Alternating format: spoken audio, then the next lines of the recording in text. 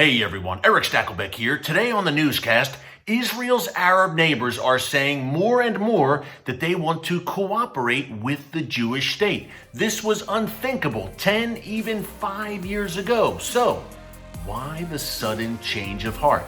I'll give you a few key reasons coming up.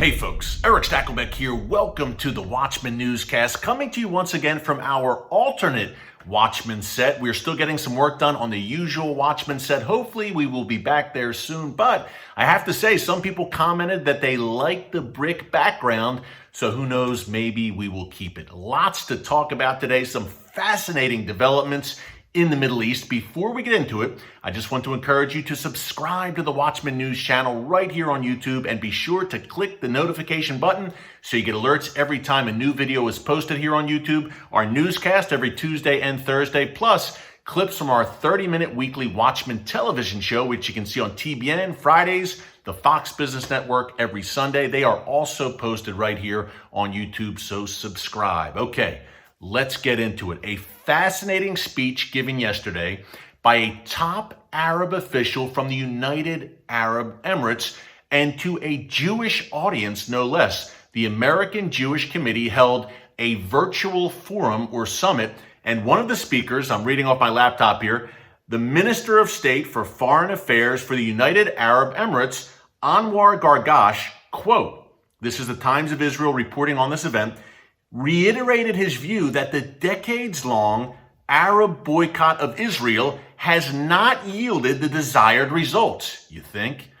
And he advocated for, quote, open lines of communications and increased liaison with Jerusalem in various areas such as technology and health. Folks, this is fascinating. Again, a senior official from a Sunni Muslim Arab nation that has no diplomatic ties with Israel, that formally at least does not recognize Israel's right to exist, is speaking to an influential American Jewish audience and saying, hey, you know what? We should increase our cooperation with Israel. I said in the lead, and I'll say it again, this was unthinkable 10, maybe even 5 years ago. But now it is happening. We have the United Arab Emirates. We have Prime Minister Benjamin Netanyahu making a visit to another Gulf state back in 2018, Oman. We have Egypt under President El-Sisi with just incredible defense and intelligence cooperation with Israel right now. Of course, they've had a peace treaty, Egypt and Israel, since 1979. We've got Saudi Arabia. Folks, all sorts of chatter, all sorts of noise behind the scenes on deep background about the Saudi-Israel cooperation and ties. The Saudis won't go public with it yet, but needless to say, there is lots of talk, lots of cooperation between Saudi Arabia and Israel behind the scenes. And then, of course, Jordan. Israel's had a peace treaty with Jordan since 1994. There's been great defense and intelligence cooperation there as well. Now, a bit controversial as of late, and this United Arab Emirates official, Anwar Gargash, addressed this as well, and it's also an issue with Jordan. They're saying, look, we do not agree with annexation. We've talked about it here in the newscast. On July 1st, just to give you a quick primer, Prime Minister Netanyahu says, hey, Israel is going to annex or exercise its sovereignty over parts of the biblical heartland, Judea and Samaria, also known as the West Bank, and also parts of the Jordan River Valley. These are both really strategic. Not only is there history there, biblical history, ancestral ties for the Jewish people dating back over 3,000 years, but these are crucially strategic areas in terms of security. So Israel says, hey, we're going to finally exercise sovereignty over these areas. Needless to say, many in the world do not like it. The European Union is howling. And of course, the Arab nations surrounding Israel don't like it either. This UAE official Gargash said, hey, we don't agree with annexation, but we still want to cooperate more with Israel. Why? We're going to get into it in a second. Jordan, by the way, also making some really fierce noise about annexation. Remember, there are some domestic considerations for King Abdullah in Jordan. The majority of the Jordanian population is Palestinian. So he's got the man on the street who might not be happy about annexation, although I'm hearing that some who live under the Palestinian Authority are shrugging their shoulders. And they're saying, we'd rather be a part of Israel than live under the corrupt Palestinian Authority for another day. So very interesting. But at the end of the day, annexation, big issue. You'll hear a lot of noise about it as that July 1st date approaches, folks. But at the end of the day, as Anwar Gargash, the senior United Arab Emirates official, told an American Jewish audience yesterday, annexation is not going to stop, in my view, the increased cooperation, the increasingly close relationship between the Sunni Arab nations and Israel. I'm talking Egypt and Jordan, of course. There's already peace treaties there. But I'm also talking Saudi Arabia, the United Arab Emirates, Oman, the Gulf states. Think back to May 2018. The mainstream media said the sky was falling. The Middle East would be up in flames after the U.S. Embassy moved to Jerusalem. Now, number one, the Middle East has been in flames, I don't know, for over 2,000 years already. But number two, when it finally happened and the embassy moved, you heard some statements of condemnation for domestic consumption from Arab capitals, from Sunni Arab capitals. But by and large, they shrugged their shoulders and they said, we'll accept it. Now, why is that? And I believe that in many quarters it'll be the same with annexation. Why is that? Why weren't there massive riots in the streets of every Arab nation when the U.S. Embassy moved to Jerusalem, after we were told again and again, don't do this, America. Don't move your embassy to Jerusalem. Basically, don't do the right thing. Why?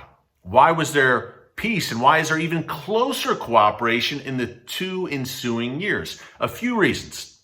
Number one, Israel and the Arab nations surrounding Israel are recognizing and realizing and acknowledging this more and more. Israel is a beacon of light, of hope in a sea of darkness and tyranny in many cases. Look, Israel, we talk about a lot here in the newscast, is a light unto the nations, blessing the world with groundbreaking innovation, medical, scientific, high-tech breakthroughs. The humanitarian work that Israel is doing around the world. If there's an earthquake in Haiti, if there's a hurricane in Houston, Israeli first responders are first on the ground every single time. And the world is taking notice. This tiny nation, the size of the state of New Jersey, is punching far above its weight in every area. And Israel's neighbors are saying, maybe Israel is onto something. Maybe instead of trying to push the Jews into the sea, maybe we can learn something from them. Maybe we can cooperate with them and work shoulder to shoulder with them. Look at how Israel has responded to coronavirus. Israel has not been immune to it like most first world nations, but I would argue, more so than any other first world nation, Israel has done an incredible job handling coronavirus. The Arab nations see this as well. And the more they look, the more they say, you know what, Israel's doing things the right way. They're prospering in every area. The people of Israel, despite the surrounding threats, poll after poll shows that Israelis are among some of the happiest in the world. So the Arab nations are taking notice of that without a doubt. Hey, maybe if we bless Israel, we will be blessed. It's very biblical, as you know, as we share here every week on the newscast. But those are all great reasons to embrace the growing economic high-tech powerhouse in your midst, of course. They could learn a lot of lessons from Israel when it comes to tourism. I could tell you that because, look, who wouldn't love to visit some of these biblical sites in Saudi Arabia, where many believe was the site of the Exodus and the Jewish people after they fled Egypt ended up in the desert of Saudi Arabia. Jordan, I've been to the biblical sites in Jordan. Incredible. Egypt. How about Iraq? Countries like that, such a biblical heritage. Israel does it right when it comes to obviously visiting and touring biblical sites. They can learn a lot there as well. But the overriding reason why Anwar Gargash, this leading official from the United Arab Emirates, and why really all of the surrounding Sunni Arab nations are becoming closer to Israel, at least behind the scenes, even though we're seeing, as we saw from this statement, more public pronouncements of support and cooperation. Folks, one reason, and I'll say it 3 times, Iran, Iran, Iran. These Sunni Arab nations are very, to put it mildly, leery of the growing Shia superpower in their midst. the Shia Crescent, the Shia Arc led by Iran with Hezbollah, with the Assad regime, and with Palestinian Islamic Jihad in Gaza, and with a Sunni terror group, Hamas, also under the Iranian orbit, also in Gaza. Then we have these various Shia militias in Iraq.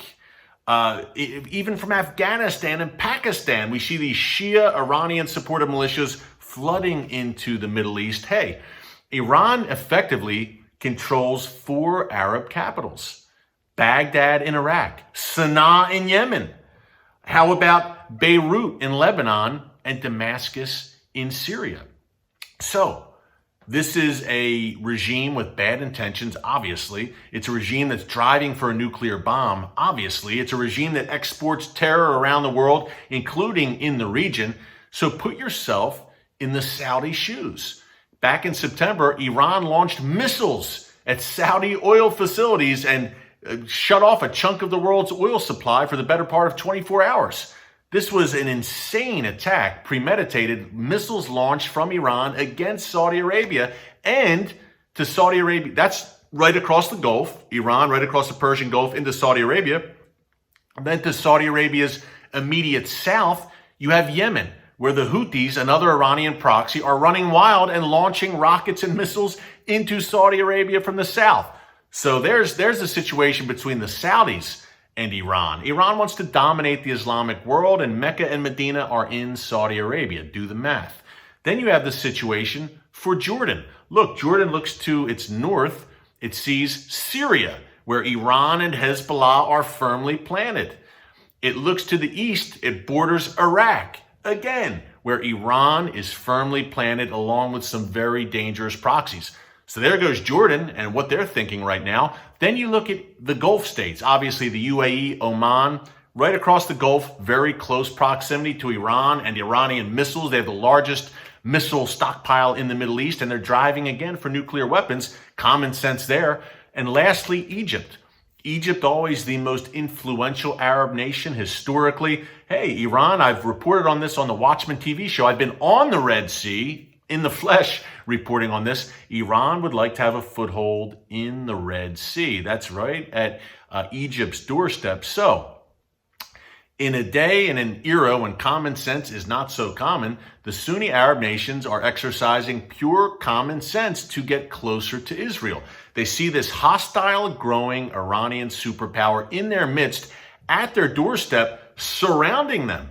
Hey, the Saudis are surrounded by Iran, by Yemen, and Iraq to the north of Saudi Arabia. Iraq, again, an Iranian satellite to the north. The Saudis are surrounded. Jordan is surrounded. The Gulf states are surrounded by Iran and its various proxies in these nations.